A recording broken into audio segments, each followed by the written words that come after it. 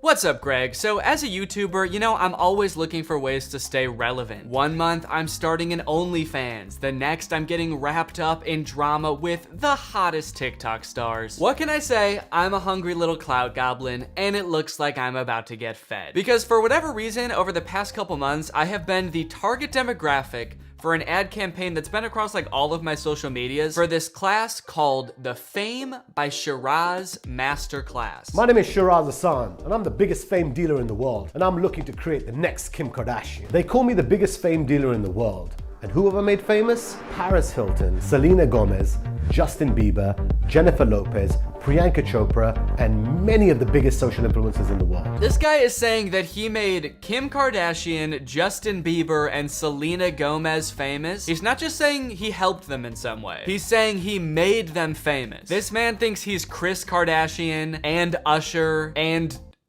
Disney? This man thinks he's Mickey Mouse? I doubt it. Also, what I'm hearing him say is that he's made all of these celebrities famous, but all that I'm seeing is that he's like stood near a bunch of famous people once. Yeah, there he is actually making Selena Gomez famous by sort of just lurking near her while she's talking to somebody else. And it might be kind of true that he's like way over exaggerating his relationship with some of these celebrities, because he apparently also used Charli D'Amelio in one of these ads, and then she threatened to sue him. Hey Charli D'Amelio, this is Shiraz.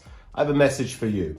Doesn't matter what you do in your career, you're always gonna need fame. If you want your show to be a hit on Hulu, you're gonna need fame. Shiraz has some kind of connection with the paparazzi. He posted this video on the Hollywood Fix, which if you've watched my video about them, you know, like just kind of stalks celebrities and takes pictures and videos of them. So basically what he's saying here is like, look, Charli, I hate to break it to you. I know you have hundreds of millions of followers, but the only way your TV show on Hulu is gonna do well is if you don't sue me. Is if you stop suing me right now, please. I'm just saying, think about every popular TV show you've ever watched. Euphoria, Breaking Bad. Did they sue me? No. Because nobody knows who I am. It took me a while to figure out like exactly who this guy is and what he does. And every time he shows a big celebrity talking about himself, it's either like really vague or in the past tense. Hi Shiraz, how are you? Hi, this is 50 Cent. Hi Shiraz. Hey guys, I ran into Shiraz. Him and I really worked together for a while. Hey, yo, what up, Shiraz? Which is a little bit suspicious. Kind of makes me wonder if these people are actually endorsing him. Shiraz is the American dream. Or if they even know what they're saying. What up, Shiraz? So it's just that you wanted me to read? Oh, Shiraz? Yeah, I haven't seen that guy since the day all that money disappeared out of my bank account and he skipped town, but yeah, that guy was pretty cool. Hey Shiraz, really sorry to hear about your condition. Get better soon, okay, buddy? We're all rooting for you. But from what I've gathered, Shiraz is basically a glorified paparazzi. He's in the same realm as like the Hollywood Fix and TMZ and Perez Hilton. And he also occasionally works with celebrities to like drum up buzz. You know how like you hear celebrities are really in cahoots with the paparazzi? This is who they're in cahoots with, basically. So did he make Kim Kardashian famous? No, probably not. Did he go to Dubai with her once? Yes. My first time I ever went to Dubai, Shiraz took me to millions of milkshakes. And I don't know about you guys, but I can't think of a single moment in Kim Kardashian's life that has made her more famous than that one time she went to Dubai. Happy birthday.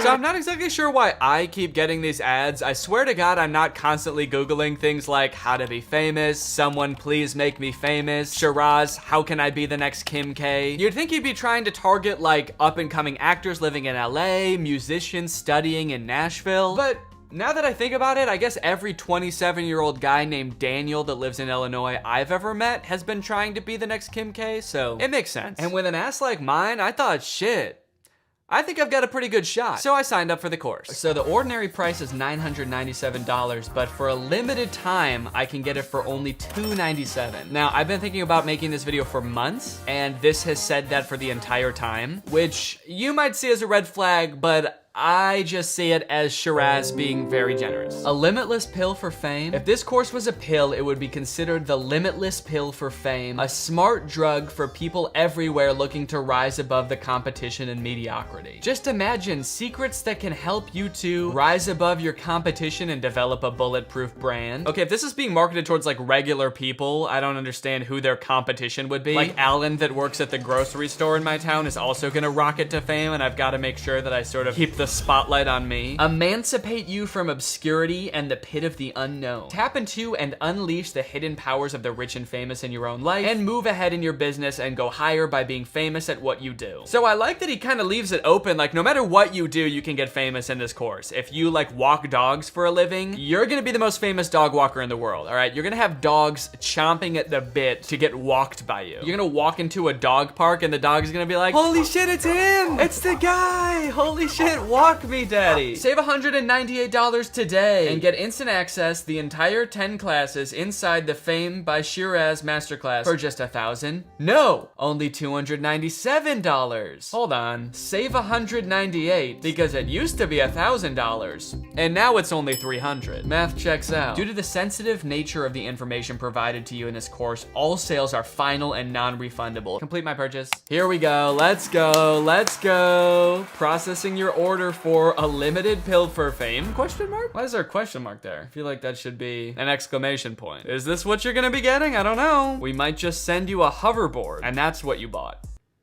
Do you want to be famous? Ah, Jesus. Class 1, what is fame and why do you want it? The first class starts off in the scariest way possible. Shiraz makes becoming famous sound like the most treacherous thing you could possibly do. What my eyes have seen, I can tell you is scary. The dangers, the sacrifices, the pain, the love, the drama, the stealing, the theft, the betrayal. I've seen it all. I've seen it all. Because I've done it all. Stay away from me, I'm a bad guy. It immediately becomes clear that Shiraz has a very complicated relationship with fame. On one hand, it's made him rich, and on the other, it is very scary and will definitely ruin your life. It's such a lethal, powerful drug. Lethal? And you know how many people sleep with people to become famous? Let me tell you something. If you sleep with anyone to become famous, those people are not real. They're not real. Why are you yelling at me? I didn't do any of that. He's making being famous sound awful. Don't get me wrong, there are 100% problems that come with being famous. We've all seen those play out in the news time and time again. But like Shiraz, you're selling a product here, man. Have some tact, dude. Do all master classes start like this? Do you want to be famous? I was also not expecting this class to be so spiritual. It's such a lethal, powerful drug, and you need to make sure that you have your spirituality in check. Have that belief in God or whatever your spiritual belief is. Have something, meditation, silence, whatever it is. You need that, because on this side, temptation is gonna come and say, no, the devil is gonna say, no, do this. I thought this class was gonna be about like, get yourself a good manager, you know, find an agent. But in the first lesson, he's like, you're gonna need God or meditation to get through this shit, or you're gonna die. You're literally gonna need Jesus, or you're gonna end up selling your soul and your body to the devil. Do a deal with the devil. I do appreciate the warnings though, because it really makes it seem like Shiraz believes in his class. He is so certain that like a few hours of him talking in this white void are gonna make us famous that he has to like warn us not to get too carried away. If you feel that energy is around you and it's gonna make you compromise your own morals, you're telling your partner, your lover to do something else, when really it's killing your soul, what are you doing? I'm not doing anything. I just started watching the class. Should I be doing something? Do a deal with the devil. Is everyone else who's watching this class right now like trying to cheat their partner out of money? Is that what I should be doing? The reason I created Fame by Shiraz, in all honesty, is because I wanted a safer environment for my two beautiful daughters. Why would any of this happen to your daughters? I didn't want to see them go through what I see on a daily basis with people wanting to become famous. I think the best way to shield your daughters from this is maybe not like introduce them with the scumbags you work with that are apparently like selling their bodies to the devil. Maybe just like don't introduce them to those people. The rest of this lesson, we don't learn anything about how to become famous. Shiraz basically just tries to like hype himself up as the guy who knows about fame, but just kind of ends up making himself seem like a terrible person. He continues talking about how much of a drug fame is, and if you get a little bit, you're always gonna want more. And an example he gives, he implies that Meghan Markle's marriage to Prince Harry was all some sort of like calculated move because she wanted to be more famous. There was an actress, okay? Her name was called Meghan Markle. She raised the bar so high that I just don't want to be famous as an actress. I want to be a princess. So guess what? She becomes a princess. And then on top of that, he says, but that wasn't enough for her. And actually, the reason that she left the royal family is because she wanted to come back to LA to be even more famous. Think about that. She is a princess. She has everything in the world. Unhappy. Harry, if you love me, we need to go. We need to get out of here. But where does she want to go? There are hundreds of countries Meghan Markle could have gone. Yeah, but she's from the US. She came to one place and one place only, my friends, ladies and gentlemen. It's called Hollywood. Meghan Markle is from Los Angeles. She was literally born and raised in LA. Yeah, of course she's gonna move back there, dude. I want to be a princess. How weird would it have been if Harry and Meghan were like, hey guys, we're leaving the royal family and are moving back to, of course, Liechtenstein. Before we get any of the juicy steps to success that Shiraz has to share, Shiraz has to tell us how he got to where he is today. And let me tell you, it is a weird ass story, dude. To condense his 20-minute long story into a very brief explanation, Shiraz moved to LA from London when he was a young adult, and one day while he was crashing on a relative's couch, he decided to call up an Indian TV station and just be like, hey, I want a TV show. I want to introduce Bollywood audiences to Hollywood celebrities. I can bring you all the Hollywood celebrities. And they were like, do you know any Hollywood celebrities? And he was like, no. And they were like, yeah, okay, you can have a show. So Shiraz, out of seemingly nothing, gets this TV show on an Indian TV station, and he's immediately freaking out. Shiraz is like, oh no, I have this like incredible opportunity, but I literally don't know any celebrities. Until one day, as he was praying by the Hollywood sign, as you do, a man emerged out of nowhere walking his dog on the trail and asked Shiraz what was wrong. So Shiraz explains the whole situation, and the man is like, oh, I can help. I'm the president of CAA, which, if you don't know, is literally one of the biggest talent agencies in the entire world. And that is the story of how Shiraz got access to all of the biggest celebrities in the world. Shiraz, were you stalking the president of CAA? And the first thing I said to the guy, I said, I don't know who you are. Yeah, okay. All I'm asking you is one thing. I want to be a princess. So this is what qualifies Shiraz to teach us how to become famous? Shiraz, I don't even know if you know how you became famous, man. It seems like you just kind of stumbled into it. I mean, I don't want to discount your hustle, dude, but it honestly seems like sheer luck if this is the real story. Literally overnight, me and my business partner, we locked down all those paparazzi. There's about 15 of those guys. And all they did was control Britney Spears' every movement. And overnight, guys, I was filming Britney Spears' every move. Yeah, dude, I don't know if that should really be one of your proudest moments. Definitely something I would have stopped bragging about like a long time ago. I then took that content and distributed that content all over the world. And this is when Britney Spears was going crazy, guys, shaving her head, beating everyone up. It was the meltdown of Britney Spears. I think Shiraz might have single-handedly ruined Britney Spears' life. Shiraz? Fuck you, dude. Hey, wait a minute. Maybe the reason Shiraz is warning us about all the fucked up shit that could happen to you when you get famous is because he's the one doing it. He's warning us about himself. Breaking news tonight, an actual sicko is on the loose. This man has been charged with 7 counts of being an actual creep and a total weirdo. Authorities say if you see this man, run. We know what your X factor is now. Whether you're a brand or whether you're an influencer. That's what we've been talking about over the last course. Wait, what? Did I miss something? This is class 2. And the first class was just about how scary fame is. When did we talk about an X factor? Okay, there's no one else in the room. Just you and me. That's it. You've told me your X factor. No, I didn't tell you shit, man. You told me you were gonna make me famous. You didn't say I had to have an X factor. That was never part of the discussion. You hounded me down on Facebook until I clicked on your course, and now you're like, so you got an X factor, let's see it. You think you're a big shot? Let's see that shit. First thing that we need to do right now is type your name into Google and see what comes up. Because that's gonna tell me from a 0 to 10, where are you? Because you're telling me you've got the X factor. I didn't tell you shit, man. I never said that. Now, this is the moment of truth. This is where you and I, okay, got to be honest with each other. Oh, okay, we're being honest with each other now? Sweet. Were you stalking the president of CAA? At this point, I'm just wondering if we're ever gonna start learning how to be famous. When he finally starts jumping into like tangible steps on what to do, they couldn't be any less helpful. Have you trademarked your name? No, why would I do that? Remember before you told me, oh, I'm so big, I'm so this, I'm so that. That's all amazing. Who were you talking to before that said all this shit? It was not me. When you're recording right now, are you seeing yourself in the little screen? That's not me. He also says we need to make sure we have a Google panel. Check. It even added 1 inch onto my height, apparently, so I'm seeing results already. He also says we need a brand guide to make sure that like the fonts and colors we use are consistent. So now let's talk about your brand guide. It's like, dude, this is not gonna make us famous. Can we skip this shit? This is stuff that like in the grand scheme of things does not matter at all. And who am I showing this to? Let's say I'm like the next Charlie D'Amelio. I just want more people to follow me on TikTok. I want to have 100 million followers like Charlie D'Amelio. Who am I trying to impress by having a consistent font? Who's gonna like be watching me on TikTok and be like, hold on, I gotta make sure this kid has a Google panel. Can we please move on to something helpful? If you go the traditional way, It's okay, but it takes a long time. And the traditional way is you calling up, emailing, begging.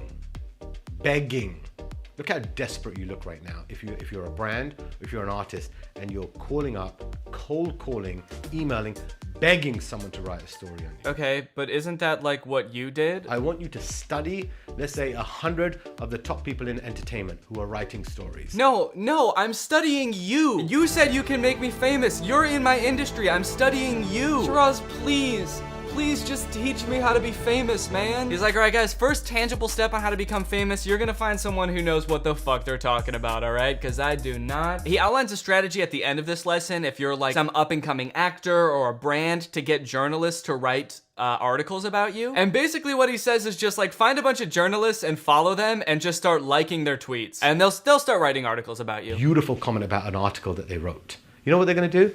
They're going to show that to all their friends right there at dinner. Oh my God, look what this person just wrote about me. Wait, guys. Some 16-year-old TikToker just liked my tweet about the disappearing middle class. I think this could be the next big thing. Oh my God, this guy's great. Why? Because they don't get attention. Seems very mean to journalists also. Then you're going to say how amazing this photograph that they took. Oh, what a beautiful handbag. You're basically going to schmooze them. You're going to work them. That's what you got to do. That's what it's about, networking. You're now going to have a dialogue with these people. Now you're going to start DMing them. Now you're going to have a relationship with them.